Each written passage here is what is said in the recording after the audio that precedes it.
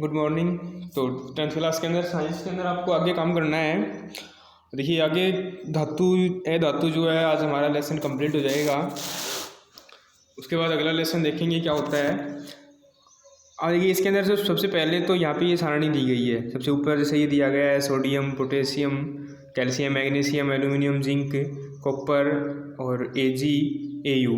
तो सिल्वर है और सोना जो है ये दिए गए हैं। तो इनको क्या कहता है, ये जो सारणी सी दी गई है, इस सारणी को हम क्या कहते हैं, सक्रियता श्रेणी कहते हैं। इस सक्रियता श्रेणी के अंदर क्या होता है, जो सबसे ऊपर की जो धातुएं होती हैं ये होती हैं सबसे ज़्यादा अभिक्रियाशील। जो मध्य में जो धातुएं होती हैं ये होती हैं कम अभिक्रियाशील। और जो सबसे नीचे हैं ये दो धातुएं हैं, एक प्लेटिनम भी होती है, सोना है, चांदी है और प्लेटिनम है। ये धातुएं क्या होती हैं, अनअभिक्रियाशील होती हैं, किसी के साथ अभिक्रिया जो है नहीं करती है। तो ये सक्रियता श्रेणी है। Sodium, potassium, sodium, calcium, magnesium, aluminium ये सबसे ज़्यादा अभिक्रियाशील।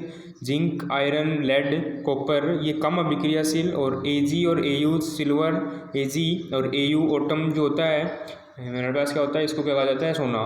तो Au सोना है, ये क्या होती है, स्वतंत्र होती हैं, इन्हें किसी के साथ अभिक्रिया जो है नहीं करती हैं। अब क्वेश्चन इसी के ऊपर डिपेंड ये करता है कि सक्रियता श्रेणी में सबसे ऊपर जो स्थित धातुएं हैं उनका निष्कर्षण कैसे किया जाता है। तो सक्रियता श्रेणी के अंदर सबसे ऊपर जो धातुएं होती हैं वो कौन कौन सी होती हैं, जैसे सोडियम, कैल्शियम, एल्यूमिनियम, मैग्नीशियम, ये क्या होती हैं, बहुत ज़्यादा अभिक्रियाशील होती हैं।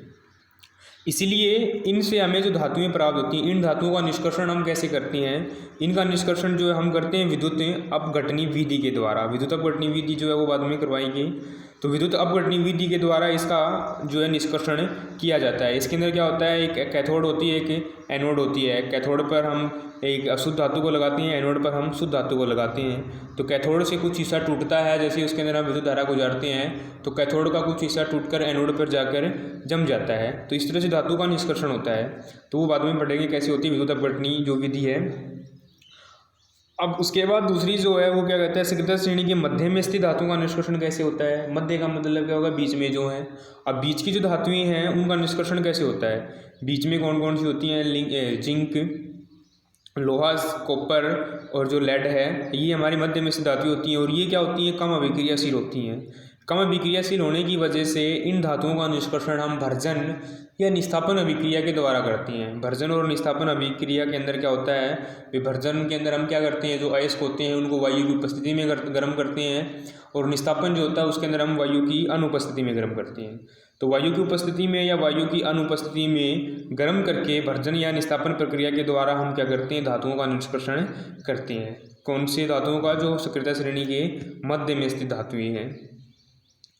उसके बाद सक्रियता श्रेणी में सबसे नीचे वाली धातुओं का निष्कर्षण कैसे होता है। तो सबसे नीचे की जो धातुएं होती हैं वो क्या होती हैं, अनअभिक्रियाशील होती हैं, वो किसी के साथ अभिक्रिया नहीं करती हैं। तो उस वजह से क्या होता है, इनको हम सीधा गर्म करते हैं, गर्म करके इनको ऑक्साइडों में बदलते हैं और फिर उन ऑक्साइडों को दोबारा से गर्म किया जाता है और ऑक्सीजन को ख़त्म किया जाता है। और फिर हमें जो है सिर्फ हमारे पास क्या बचती है, जो धातु होती है वहीं बचती है।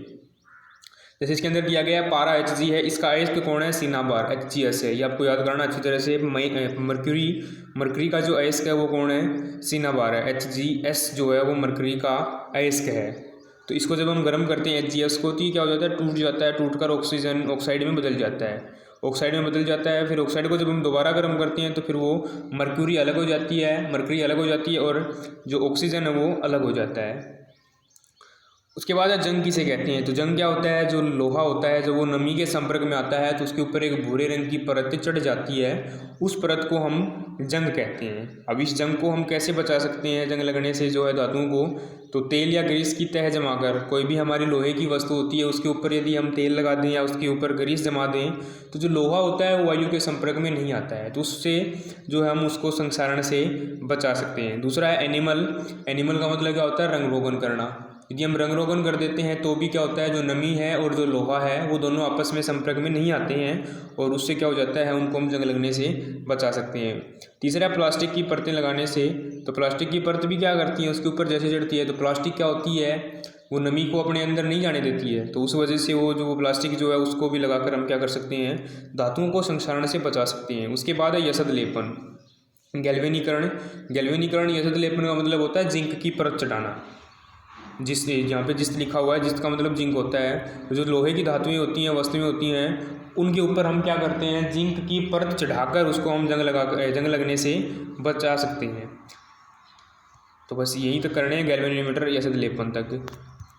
तो आज आपका साइंस का लेसन जो है वो कंप्लीट होता है। कल हम अगला लेसन शुरू करेंगे। Thank you.